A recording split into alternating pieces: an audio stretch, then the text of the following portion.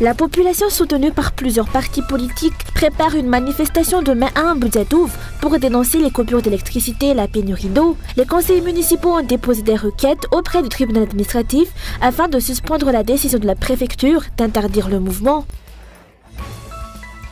Le général Jean-Alfred Rakoutmaounijine a rappelé que dans une démocratie, la liberté d'expression doit être garantie et que les forces de l'ordre doivent encadrer les rassemblements sans recourir à la force. De l'actualité internationale, une quinzaine de personnes sont mortes à Taïwan des suites de la rupture d'une digue provoquée par le passage du super typhon Ragaza dans les fortes pluies et les vents violents balaient mercredi le sud de Chine où Hong Kong reste en alerte.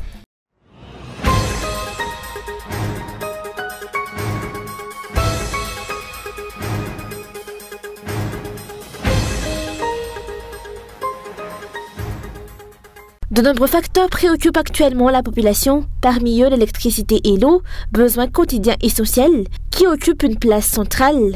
Une manifestation aura lieu demain à Mboudiatouf pour dénoncer ces problèmes. Elle devrait être autorisée car c'est un droit fondamental, a déclaré aujourd'hui le président du parti Malagas Meremieng, adjoint de Narvelo. Son parti, le MMM, affirme sa solidarité avec tous ceux qui réclament justice et équité. Ho an'ny antoko malagasy miaramianga sy ny tenako manokana dia tokony avela malalaka anio hevitra ny olona. Pour le MMM et pour moi-même, les citoyens doivent pouvoir exprimer librement leurs ressentis, c'est ce qui fait de notre pays une démocratie. Les solutions doivent répondre aux problèmes réels du pays, et non se limiter à des intimidations. Les forces de l'ordre devraient protéger ces droits fondamentaux, parmi lesquels l'eau, l'électricité, la sécurité, l'éducation et la santé. Le MMM a toujours pris part aux luttes pour la justice dans ce pays, et il continuera à le faire tant que ces droits ne seront pas respectés.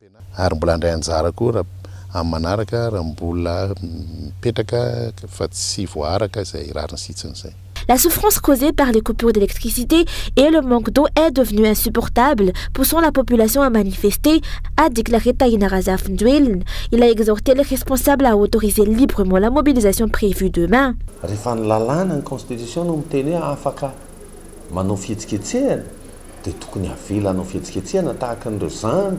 La Constitution garantit le droit de manifester. Ce droit doit être respecté, comme pour les étudiants de Vuntuvurun.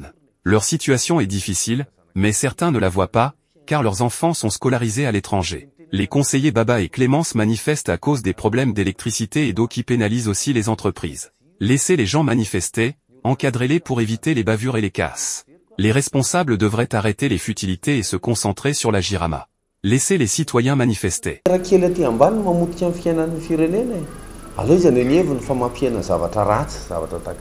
André Zuela avait conclu un contrat social avec la population lors de sa campagne électorale à travers ses villes Rano, qui incluait la résolution des problèmes d'eau et d'électricité.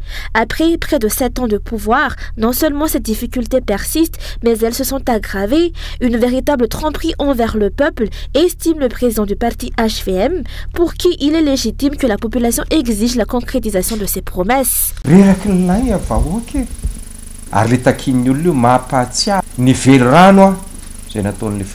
Les citoyens en ont assez des mensonges. Leurs revendications rappellent les veliranes du président, mais ce dernier a trompé le peuple. Il avait promis, par exemple, 400 mégawatts. À ceux qui défendent ce régime, je dis, faites le bilan de ce qu'il a dit et de ce qu'il a réalisé, puis répondez vous-même si les revendications des citoyens sont légitimes ou non. Pourquoi aucun de vous n'ose-t-il le faire? Vous accusez la population de troubler l'ordre, mais vous rappelez vos mensonges, veut-il donc dire créer des troubles? Malgré le refus de la préfecture, les revendications ne reculeront pas. Les élus, dont des députés et des conseils municipaux d'Atal-Najiv et des environs, ont réaffirmé leur détermination aujourd'hui. Les conseils municipaux de la capitale ont saisi le tribunal administratif d'Anoussi, demandant la suspension et l'annulation de la décision du préfet d'Atal-Najiv d'interdire la manifestation. Requête en sursis à exécution la décision du préfet, requête en annulation.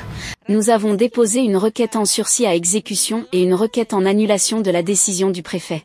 Selon la loi, dès qu'une telle requête est introduite, la décision en question est suspendue. Voici d'ailleurs l'accusé de réception confirmant le dépôt de nos requêtes. En plus de ces prises de position, de nombreux autres partis et politiciens ont également exprimé leur soutien à la manifestation.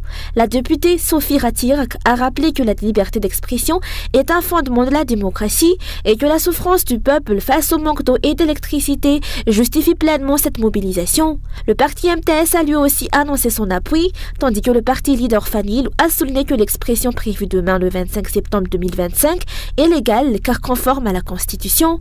Leader Fanil a ainsi appelé les autorités à respecter ce droit et à encadrer correctement la manifestation, comme cela se fait dans d'autres pays, citant notamment l'exemple de la France le 18 septembre dernier. Diverses forces politiques et citoyennes ont donc exprimé leur volonté de se joindre à cette mobilisation populaire prévue pour demain.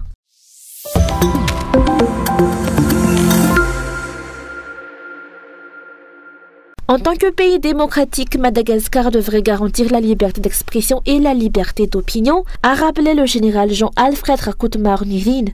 Selon lui, les forces de l'ordre ne devraient pas user de la force contre la population qui revendique ses droits, mais plutôt encadrer les rassemblements afin d'éviter les débordements.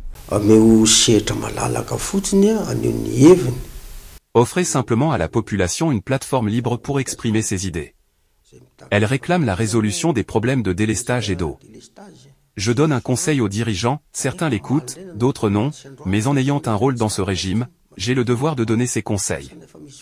Mon message aux forces de l'ordre est clair, laissez les citoyens s'exprimer et veillez seulement à éviter les bavures. Le maintien de l'ordre est la mission de la police et de la gendarmerie, pas de l'armée. La mobilisation prévue demain ne nécessite pas l'intervention des militaires. Si j'étais ministre de la Défense, je dirais non, mes soldats n'ont pas de rôle à jouer dans cette affaire. Les forces de l'ordre doivent ni faire de politique ni accepter d'être utilisées comme instrument politique, a ajouté cet officier, rappelant qu'elles sont avant tout garants de la sécurité.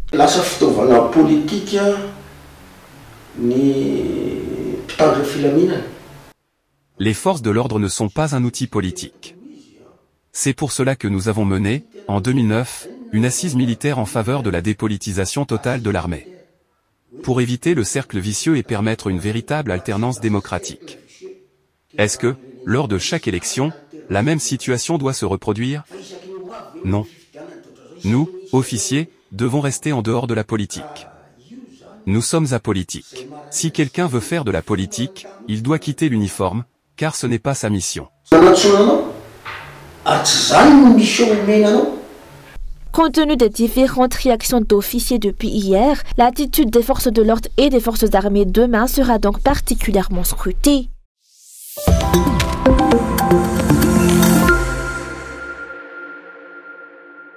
Une légère amélioration a été constatée concernant les coupures d'électricité à Antananarivo et ses environs. Alors qu'elles duraient auparavant 4 à 8 heures, elles ont récemment été réduites à 2 heures, selon les observations des consommateurs. Le président du parti HVM a déclaré ce jour que cette mesure n'est que provisoire. Le régime actuel n'a aucune solution durable. Si tel était le cas, les problèmes d'eau et d'électricité seraient résolus depuis longtemps. André Dzuelik est au pouvoir depuis 7 ans. La réduction du délestage n'est, selon lui, qu'une stratégie destinée à calmer la colère de la population, une solution d'urgence coûteuse que les dirigeants ne pourront pas maintenir dans la durée. Le problème ne fera que s'aggraver dans un avenir proche. Croyez-moi, ils ont dû remettre en marche toutes les machines, régler les arriérés auprès des fournisseurs et des compagnies pétrolières, car la colère populaire est trop forte. Les délestages ne datent pas d'hier, mais aujourd'hui ils sont dépassés, leur contre-communication ne parvient plus à contenir la grogne. Cela me rappelle le président qui avait déclaré qu'il ne sortirait pas d'Ambouimanamboul tant qu'aucune solution n'était trouvée. Quelle solution avait-il alors trouvé? Tout avait simplement été remis en marche. Mais les dirigeants n'ont pas les moyens de maintenir cela dans le temps. Ce ne sont que des mesures de court terme, faute de vision et de véritables solutions. Demain, jeudi, la population manifestera pacifiquement.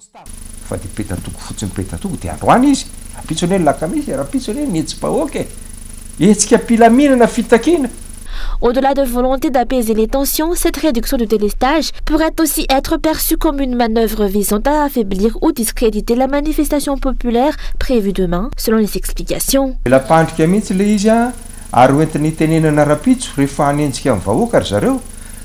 C'est un piège, destiné à justifier les répressions qui pourraient viser les manifestants demain.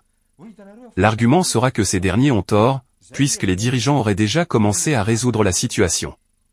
Mais pourquoi ne l'ont-ils pas fait il y a un mois? Il y a 4 ans? C'est une manière de légitimer les violences à venir contre la population. Voyez, les délestages ont été réduits, mais les citoyens continuent à revendiquer. Ils disent ne pas vouloir troubler l'ordre. Personne ne cherche à troubler quoi que ce soit. On voit des chefs religieux, des militaires, des citoyens qui se plaignent car tous subissent la même situation. Regardez les bidons jaunes alignés dans les rues, ils témoignent du manque d'eau. C'est ce que réclame la population.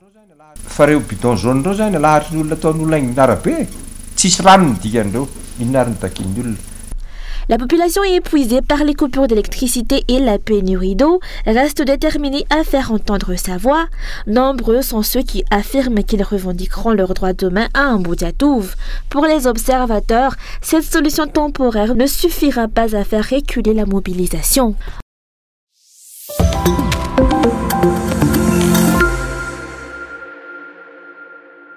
La solidarité des étudiants de l'école normale supérieure d'Antananarivo a dénoncé ce lundi le caractère insuffisant du recrutement annoncé par le ministère de l'Éducation nationale qui ne prévoit que 350 postes. Selon eux, cette mesure ne concernerait que les titulaires d'un CAPEN ou d'un MAPEN, tandis que les étudiants titulaires d'un LAPEN, niveau licence, seraient exclus du dispositif de recrutement. L'association réclame que l'ensemble des sortants soient recrutés directement comme fonctionnaires sans conditions particulières, estimant subir une forme de discrimination. Elle appelle également à ne pas mêler la politique aux questions éducatives et attend une réponse claire et satisfaisante des autorités. Dans la foulée, les étudiants de l'ENS de Fenaratu ont eux aussi fait entendre leurs revendications, partageant les mêmes préoccupations que leurs camarades de la capitale. Ils avertissent que leurs actions pourraient s'intensifier si aucune réponse n'est apportée par les responsables.